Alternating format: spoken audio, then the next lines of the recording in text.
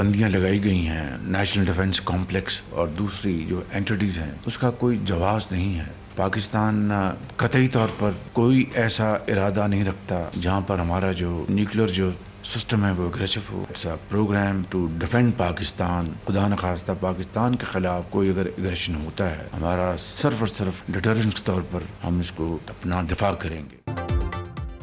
एटमी programme पर कोई समझौता नहीं करेंगे। वज़ीर आज़म शहबाज शरीफ का दो टोक मौक़िफ़। पाकिस्तान का दिफाई निज़ाम जारियत के लिए नहीं, दिफा के लिए है। वज़ीर आज़म की विफाकी काबीना के इजलास में गुफ्तगू। बोले, न्यूक्लियर असासों को जारहाना अज़ाइम के लिए इस्तेमाल करने का इरादा नहीं रखते। अमरीकी कंपनीज की जानिब से पाकिस्तानी पाबंदियों का कोई जवाब नहीं। पाकिस्तान का न्यूक्लियर प्रोग्राम मेरा या काबीना के मेंबरान का नहीं, पाकिस्तान के 24 करोड़ अवाम का है, जिस पर कतई कोई कॉम्प्रोमाइज़ नहीं किया जाएगा। वज़ीर आज़म का कहना था, PTI के साथ मुज़ाकरात हो रहे हैं, इनसे बेहतरी के लिए पुरुम्मीद हूँ। किसी की नीयत पर शक नहीं। PTI और हुकूमती पार्टी मिलकर ऐसा हल निकालेंगे जिससे पाकिस्तान का बेहतरीन मफाद सामने आएगा। उम्मीद है मुज़ाकरात में कौमी मफाद और मुल्की यकजहती को मद्देनज़र रखा जाएगा।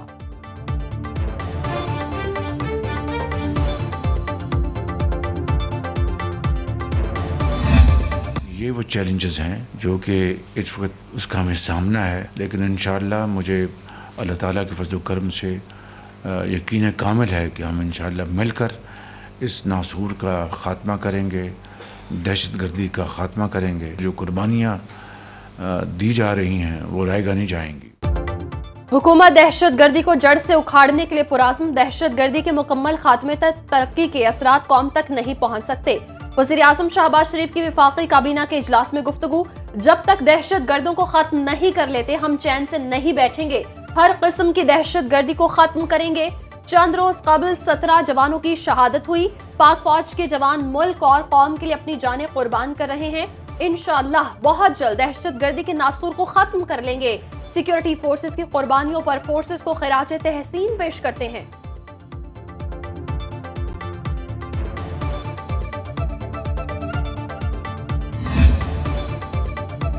वफाकी वज़ीर दाखिला कहते हैं, पाकिस्तान मुश्किल हालात से बाहर निकल रहा है। हर आने वाला दिन पाकिस्तान के रोशन मुस्तकबिल की नवीद सुना रहा है। वज़ीर दाखिला मोहसिन नकवी से MQM के खालिद मकबूल सिद्दीकी की मुलाकात। बाहमी दिलचस्पी के उमूर और मुल्क की मजमूई सूरत हाल पर तबादला ख्याल। अवाम को रिलीफ देने और मसाइल के देरपा हल के लिए इक़दामात पर तबादला ख्याल। खालिद मकबूल सिद्दीकी का कहना था, पाकिस्तान की तरक्की की राह में रुकावट डालने वालों को अवाम की परवाह नहीं।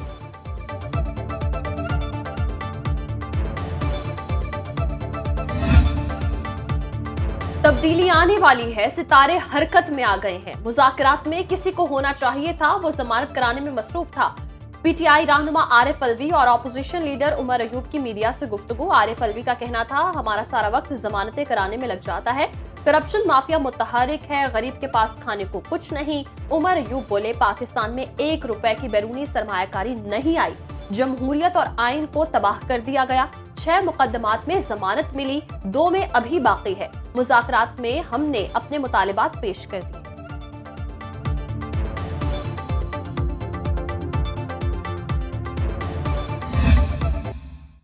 हमारे ऊपर जो है ना गद्दारी के भी मुकदमे हैं, हमारे ऊपर दहशतगर्दी के मुकदमे हैं, और अल्लाह माफ करे 302 के नाम से ही हम डरते हैं। 302 के भी मुकदमे हैं।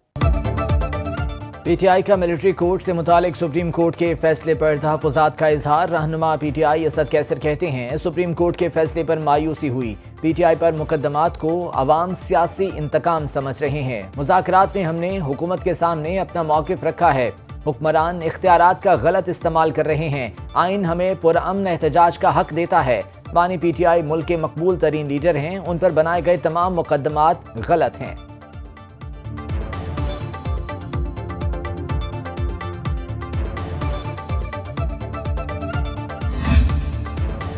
मुल्क के बेशतर इलाके सर्दी की लपेट में। पंजाब के मुतादिद इलाकों में मौसम सर्द। लाहौर में बारिश के बाद सर्दी की लहर जारी। कराची में सर्द हवाओं ने सर्दी की शिद्दत में इजाफा कर दिया। महकमा मौसमियात के मुताबिक शहर में 25 से 35 किलोमीटर फी घंटा की रफ्तार से हवाएं चलेंगी। महकमा मौसमियात की बलोचिस्तान के बेशतर अजला में मौसम खुश्क और सर्द रहने की पेशगोई। कोयटा में कम से कम दर्जा हरारत -5 और में -4 डिग्री सेंटीग्रेड रिकॉर्ड।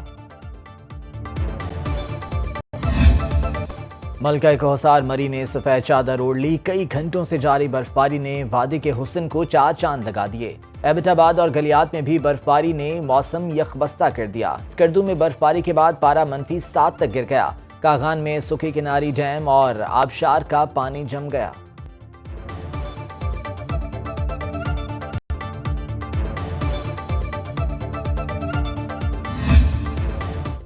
پاکستان میں سرمایہ کاری کے بہت مواقع ہیں، تعمیراتی صنعت کو مزید بہتر کرنا ترجیح ہے۔ کراچی میں سینئر صوبائی وزیر شرجیل میمن کی میڈیا سے گفتگو، بولے سندھ حکومت بڑا میگا پروجیکٹ لے کر آ رہی ہے، ہم نے اپنے رویوں اور طرز حکمرانی میں تبدیلی لے کر آنی ہے، ملک میں مثبت تبدیلیاں لے کر آنی ہیں، تاجر برادری کو سپورٹ کرنے کے لیے اقدامات کرنے ہوں گے، جدید ٹیکنالوجی سے تاجروں کو سہولت فراہم کی جا سکتی ہے۔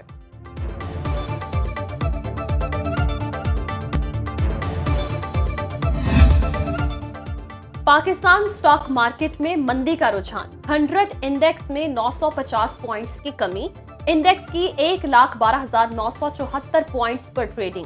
انٹر بینک میں ڈالر 17 پیسے سستا، قیمت 278 روپے 40 پیسے ہو گئی۔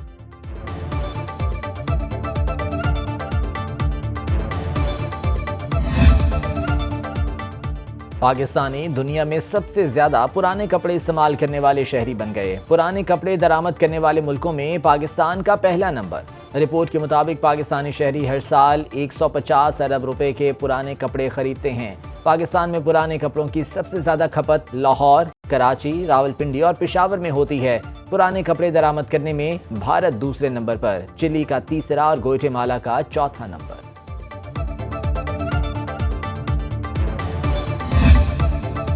کراچی میں دنیا کی سب سے بڑی سب میرین کیبل افریقہ 2 کی لینڈنگ۔ کیبل افریقہ 2 عالمی سطح پر سب سے زیادہ کارآمد کیبل پروجیکٹس میں سے ایک ہے۔ 45,000 کلومیٹر طویل کیبل افریقہ، ایشیا سمیت یورپ کے 33 ملکوں کے اسٹیشنز کو جوڑے گی۔ کیبل سے پاکستان کو 24 TBPS تک صلاحیت موصول ہوگی۔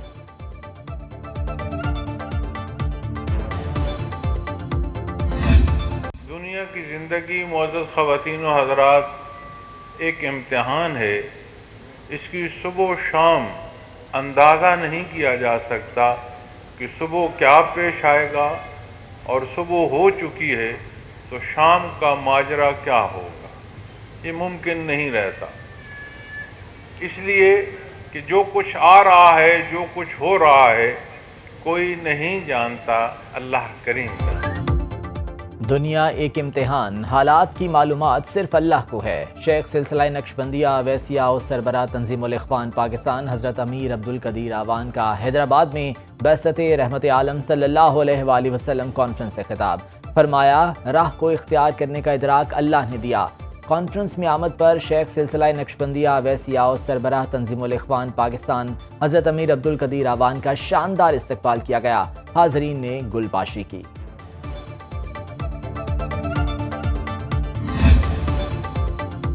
انسانی اسمگلنگ میں ملوث ہونے کا جرم ثابت، گجرانوالہ کی عدالت نے 2 ملزمان کو 33 سال قید اور 18 لاکھ روپے جرمانے کا حکم سنا دیا۔ ملزمان کے خلاف تھانہ FIA میں سال 2023 میں انسانی اسمگلنگ ایکٹ کے تحت مقدمہ درج تھا۔ ملزمان نے شہری کو اٹلی بھجوانے کے لیے 32,50,000 روپے ہتھیار دیے تھے۔ ملزمان نے شہری کو لیبیا اٹلی بھجوانے کے بجائے لیبیا میں قید کر کے تشدد کا نشانہ بنایا اور گھر والوں سے تاوان کا مطالبہ کیا تھا۔